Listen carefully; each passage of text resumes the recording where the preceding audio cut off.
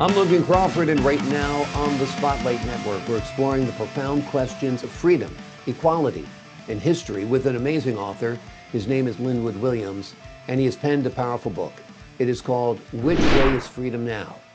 It is a thought-provoking blend of autobiography and cultural critique, chronicling his journey from the segregated South to becoming a voice for unity and hope. His powerful insights challenge us to redefine what freedom means in America today. We're delighted to have this very talented author join us here today in Spotlight. We thank the team at Prime 7 Media for helping us put him in the spotlight today. And we ask viewers like you to support authors like him by subscribing to our channel and by purchasing his wonderful book.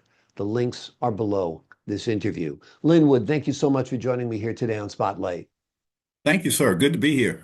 Great to have you on the show. This is a wonderful book, a memoir, and plus a cultural critique, as I mentioned in the beginning. Let's start with the title, Which Way is Freedom Now? Why do you pose that question, and what does it mean? I think, Logan, this is where we are in the history of the country. America has been a journey in pursuit of freedom. And so every now and then in the country's history, there was a pause and a reevaluation of who we were, what we needed to do go forward. And we discussed freedom, who it should belong to, what is it? And I think we're back at that place again. And I think, but now we have a different backdrop. We have experimented with several types of race relations, the last one being integration. I think it's time for us now to to evaluate the pros and cons of integration, see what can we learn from and what can we use to move forward as a nation. But I believe all of that starts with a new critique of this thing we call freedom. We will get into what's happening now and what's happening down the road, but let's turn back the hands of time a little bit and talk about growing up in rural Nash County during segregation. That must have been a tough time as a person of color. Tell us what life was like for you. It was a tough time, Logan, but it was I grew up in a happy family life. Yeah. We we enjoyed life with what we had. We were not exposed to the type of hate that I would say some people have described. We lived in an integrated community. However, my family were sharecroppers. And we believed in hard work, and we just didn't stop and think, really, that often, at least we as children, did not stop and think about our condition. We just enjoyed life because that's the way our parents taught us. But it was very difficult when you stand back and look at it. Everything was segregated. This was a time when there were still signs that said whites only, blacks only, and those kinds of things. The signs were there, but the language wasn't there because people were generally kind to each other. Both races of people were. But growing up, there was a lot that I wondered about. I often wondered, is this how life is supposed to be? And why is it that my condition looks so different from the conditions of so many other people, especially white people? And believe it or not, I didn't come away with any shred of bitterness behind that. I just wondered, and the wonder continued to move me forward in the direction of understanding. And as that unfolded, it turned into an all-out theme. And yeah, I was in the ninth grade in high school when I had the inspiration to write a poem. And the title of that poem was "Which Way is Freedom Now?"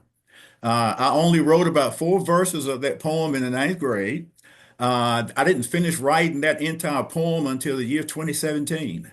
And so I actually lived through a time and I saw my condition as a minority in this country improve tremendously. I saw the lives of my parents improve tremendously. And now I just think it's time to reevaluate because everybody didn't grow up the way I did. And even in the neighborhood I lived in, our conditions were our conditions. There were people of color living then in the city who were not living that way. They had running waters and things like that, but we didn't. But it was a joyous time. It was I had a happy family life. I mean, I grew up pretty poor also in a rooming house with, four siblings. And you don't realize it at the time. You look back now like, oh, I was poor. We were renting out rooms to different people in the house. But all you have is your mom, your dad, your siblings, and you're happy. So like you said, societal concerns really aren't your focus when you're a child growing up. And you look back at things and you're like, oh, that wasn't right, that wasn't right. But you've seen things drastically improve over the course of your lifetime, right? Absolutely. Absolutely, I have. Tremendous improvements have been made. There's a lot to be done, but I believe we have to stop and take stock in what we have achieved and just stop and understand why were we happy? Where did that happiness come from? Who taught us that? Our parents, by and large, the way they raised us, kept us focused. It kept us with a high measure of pride, self-pride. Education was big. We had to go to school. And because our parents saw that education was one of the keys to success, they wouldn't allow us to waddle in hate long. No, get up, get moving, go do something. And that's what I think kept us happy. There are people like that now who I think are looking for a new voice to burst forth instead of all of the strife we tend to see we experience when we talk about race. We've got to start that conversation over again. And here again, I think it starts with a greater understanding of responsible freedom. Also, I feel that the racial divide that's depicted in the news isn't felt among people. You know what I mean? I think and I might be wrong, but do you feel like there's a racial divide industry in this country that kind of profits on separating people, dividing people, polarizing people? Absolutely. Yeah. Absolutely, I think it is. And I will venture further to say that the race relations you see in the news is a very small microcosm of reality in everyday life in America. It's just not like that all the time in America, but certainly there's racial tension.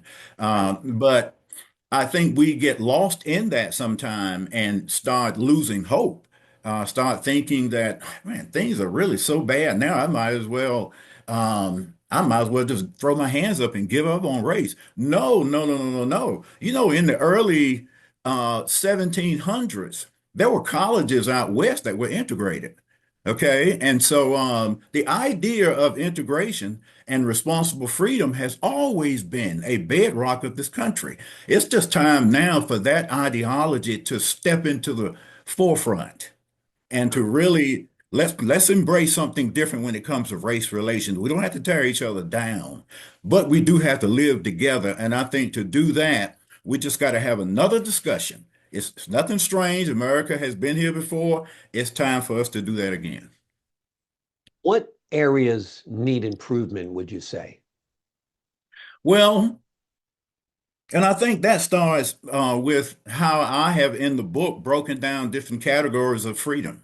I have created two basic categories. One is what I call fidus freedom, that's FIDUS, and the other one is ligibus freedom. That these two words simply mean one, fidus means responsible, ligibus means irresponsible. I've applied that to the concept of race. And I did that so we would have a frame of reference in terms of discussing this. People who are fighters believing individuals, they have a strong concept of freedom, but their freedom recognizes their responsibility to others. And it also recognizes that we do not, we shouldn't try to live in a world where we can just do anything we want to do. But there that is what Ligeber's freedom is. It is honestly the belief that you can do anything you want to do without regards to how it affects others. And so if we start there and then start asking ourselves, okay, how does my life really impact yours? How does my community life really impact yours? We will discover that we do impact each other all the time, but there is a place in the middle there where we can find compromise so my freedom doesn't infringe on your rights and your freedom don't infringe on my rights. Once we have achieved that, and we shouldn't be surprised, freedom has always been incomplete in America. It's been a work in progress. We just have to keep fine tuning it. And I think that is what the way forward should be. I think we can sit aside some things concerning race if we get a good understanding of rights and responsibilities as it relates to freedom. Seminal moment. I agree with everything you said there, by the way. A seminal moment in our lifetimes was the assassination of Dr. Martin Luther King. Devastating, I think, for people who are black and white, because he was admired by both. And that is the type of leader I think we need today, that a man of color who, bridges communities and builds bridges as opposed to dividing. You know what I mean?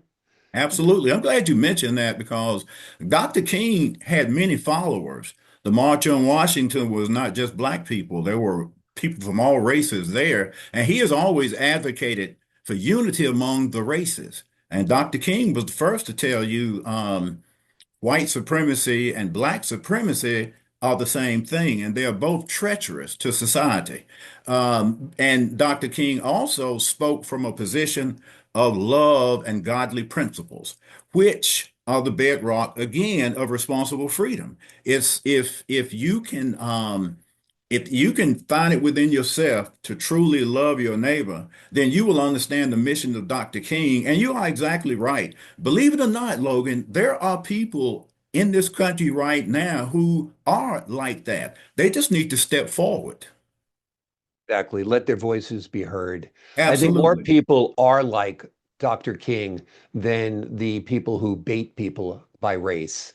Absolutely. Like we said a while ago, there's an industry here, if this one doesn't like that one and that one doesn't like this one, I'm dividing and conquering and empowering myself while ruining the masses. And it's not what I see. It's not my experience. It's not the experience of my children and the people that I work with. I mean, I feel like it's an integrated society and where people don't even factor race into anything, you know. Are there some bigots out there? Absolutely. And Absolutely. they need to be, taught and shown a better way.